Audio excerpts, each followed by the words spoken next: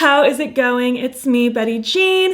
In today's video, I'm gonna be talking about some eyeshadow palettes that caught my interest this year that I personally didn't end up buying. And why? Was I maybe not as into it as I maybe thought I was? Did I have something similar already? Was it a timing thing? There's a plethora of reasons why I might have skipped on a palette that I was initially interested in. And I always like hearing your feedback as well on these specific palettes. Like, is it something I desperately need? Is it something you picked up and you're kind of like, yeah, not my favorite?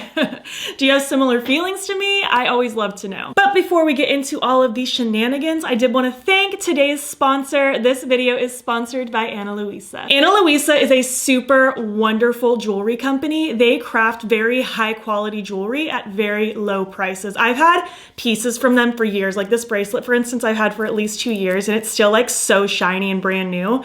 I have countless necklaces, countless rings. They sent me 2 over for this video specifically and I am obsessed with them. We have the sky set and it's just so pretty. I love the little combo of the star and moon. These are separate as well, so I could wear them separately if I want, but I really like the look of them layered together. I think it is so, so pretty and so up my alley. I love anything with stars and moons on it. And then they also sent over the Cleo ring, this little snaky. Are you kidding?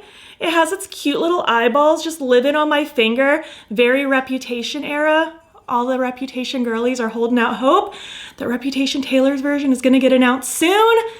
Fingers crossed, knowing my luck, it'll be announced by the time this video goes up. One of my favorite things about the brand is they are carbon neutral as well. Everything from their packaging to the product itself, they're able to neutralize any carbon emissions they put out into the world through all the manufacturing. It's nice to see a brand that cares about the planet, you know? Their designs just make me so happy, and I truly think there's something for everyone on their website. I've purchased things for myself, I've purchased things for my sister-in-law, my mother-in-law. I think it's just a great place to shop. They have so many cool, unique items, and I feel like they're always adding new stuff that makes me really happy. And not to mention, it is good for the wallet. Everything on the website starts as low as $39, and right now they are running a sale where everything is up to 35% off for the holidays. So now is a great time to shop if you're looking, again, for yourself or for someone else. Everyone can have something. I will have my link to shop Ana Luisa's site down in my description box. I highly recommend them. I've been wearing their jewelry for years and I think they are such a fantastic, high quality company with very affordable prices. So go check them out. And now let's get into talking about some palettes, but let me just give you my makeup and accessory details before we do so I don't get questions. I did film this look. It should already be on my channel. It's with the new Blend Bunny palette. Go check it out. And then as far as my accessories go, obviously Ana Luisa. This is a Neff brand beanie, and then this is just a wig off of Amazon. So yeah, without further ado, let's just hop in and chat about some palettes that I wanted in 2023, but I didn't end up buying. Let's do a little scooch so I have room for some pictures on the screen. Also, I actually did do this video halfway through the year, so this is technically only from like halfway through the year until now. So if you want to see even more palettes that had caught my eye this year but I didn't end up getting, go check out that video. Maybe I did end up buying a couple from that video. I honestly don't remember, but you can go check that out if you want to see more thoughts on the same subject. All right, let's kick it off. I think I have like 13 or 14 palettes to talk about. We have quite a lot, so let's just get into it. Ooh, first was this launch from Give Me Glow. I did really like this. This was kind of like a bright Y2K style color story. They also went with a smaller pan size for this palette, which I did love, but they did go for plastic packaging, which I didn't love. I definitely prefer when brands use just like standard cardboard packaging. I think it's sleeker. I think it looks nice. It's more compact.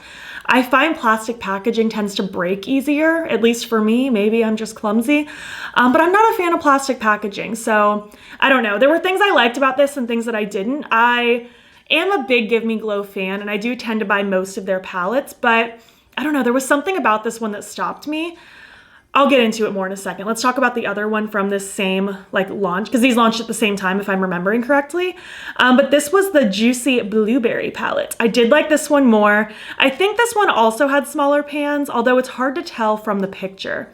This one might have had regular size pans, but this one also still had the plastic packaging. Don't know why they did that for this launch. I don't think that was the best move on their part personally. But I did like this color story a lot. I liked these purples with the weird grays and the cool like toasty yellows. I think this did capture like a blueberry muffin really well. I just didn't end up snagging these. It really might have been the packaging that turned me off the most. I'm not entirely sure.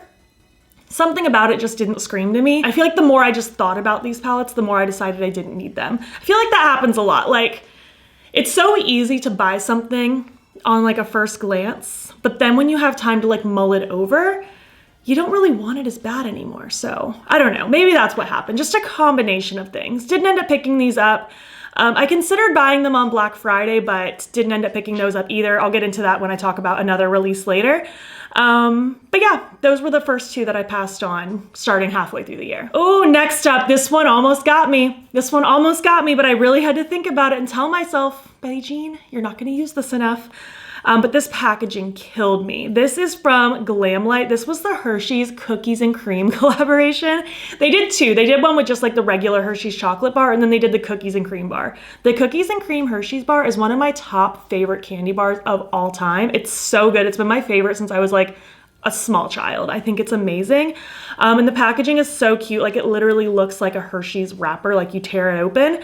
And then it looks like a chocolate bar itself. It's so cute. And I do like the tones in the sense that, like, if I'm gonna play with more neutral leaning things, I do like them to be cool tone. There was kind of a pop of like silvery blue in the mix. I thought it was a really pretty combination. It was very appealing, but I just had to stop. I had to tell myself, it's definitely the theming that's getting you more than the actual insides. If this was just in standard black cardboard packaging, I probably wouldn't have been as into it.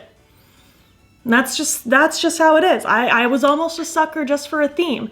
So I ended up passing on this one. I don't have any regrets. I think it would have been really fun in the moment, but not something I like absolutely needed in my life. Next up, this is from Sugar Drizzle Polish. This was the Plumeria Dragon palette. I actually think I talked about this in like a makeup wish list video or something like that because I was intrigued by this one. I ended up passing on it though. One, because I have no experience with this brand. I feel like I don't see this brand talked about a lot amongst some of my like other YouTube friends. So I don't know, sometimes that makes me hesitate a little bit. I'm like, is this something I'm gonna like? Is it just, I don't know. I had hesitations is my bottom line of this statement. I did think this was really cute. I liked kind of the pinky berry tones. I loved that pop of turquoise, but ultimately, again, just thinking about it long enough, I was like, I don't think I absolutely need this. I don't know if this is the one for me. I thought the theming was super cute. I love that little dragon on the cover, but this ended up being one that I was okay admiring from afar, and I'm okay with that. Ooh, this one's beautiful. I actually forgot about this one. Ooh, this one was good. This is the Samarian Sunset palette from Adept. This is gorgeous. Those 5 rich mattes on the bottom and then the 10 beautiful, shifty, magical, delicious shades. This is so pretty. I think it was Heather specifically, do really pretty looks with this palette, and it really almost got me. These glossy, shifty shimmers with those grungy mattes. I'm a fan of it, but I will say, even though I guess it's not even all the mattes, because 2 of the mattes I don't care about. I don't care about the beige, I don't care about the baby pink, but the 3 mattes made me really happy, and then all these different shimmers. But it was just kind of another palette where I was like, $79, do I really need it right this second? Ended up deciding I didn't need it at all. Do I think I would have enjoyed this one? Absolutely. I really like the collab Heather did with Adept, I think 2 years ago. I thought it was really good quality. That's the only palette I've ever tried from Adept, but this one just ended up being one that I was like, I'm okay passing on this. I don't have to have it. It'll be fine. Next up, this one just kind of bums me out. I feel like it should have been better. This is the Colourpop Haunted Mansion palette. And when they first started teasing that there was gonna be a Haunted Mansion collab, I was so excited. I couldn't believe it. I was ready to buy it. But then when it got revealed, I was kind of like, it's cute. I feel like for Colourpop, they did a good job because they tend to go very safe a lot of the time. And I don't think this is a bad palette. Again, I think I would have enjoyed it. I think I would have made good looks with it, but I'm bitter that there isn't like a dark emerald green like the cast members wear on the ride. I feel like it needed to be there. For the most part, I think this does like reflect the vibe pretty nicely, but that green was missing for me. And I don't know, it was enough to make me feel bitter and not want to buy it, so I didn't. I saw lots of creators make really cool looks with this, but it ended up just not being perfect enough for me, so I passed on it. All right, let's talk about all the Glamlite Halloween shenanigans. They launched 3 whole collections in the month of October. So many Halloween things. And at first I was super excited, and then I got kind of like burnt out seeing how many posts they were doing. Like they were teasing these things to death. No pun intended. And then I got excited again, and then I just kind of got bored. They've done this to me before. I remember a few years ago, they launched the little like martini drink collection situation. It was like a green palette, a purple palette, a chocolate palette. There were like 4 different palettes. And like when they launched the first one, I was like, oh heck yes, I'm excited. And then the second one, I was like, okay, cool, yeah, second palette. Then there was a third reveal, and I was like, I don't know about that. And then the fourth one, I was like, okay, now it's a little overwhelming. Now I don't really want any of them. And that's kind of what happened to me here. So first was the Ghost Face palette, and I was so excited when they were teasing it. This was the first one they were doing. At this point, I don't think any of us knew there were gonna be multiple collections from the brand for like the Halloween season. So I was super excited about the Ghost Face one. I love the Scream franchise. I think it's so fun.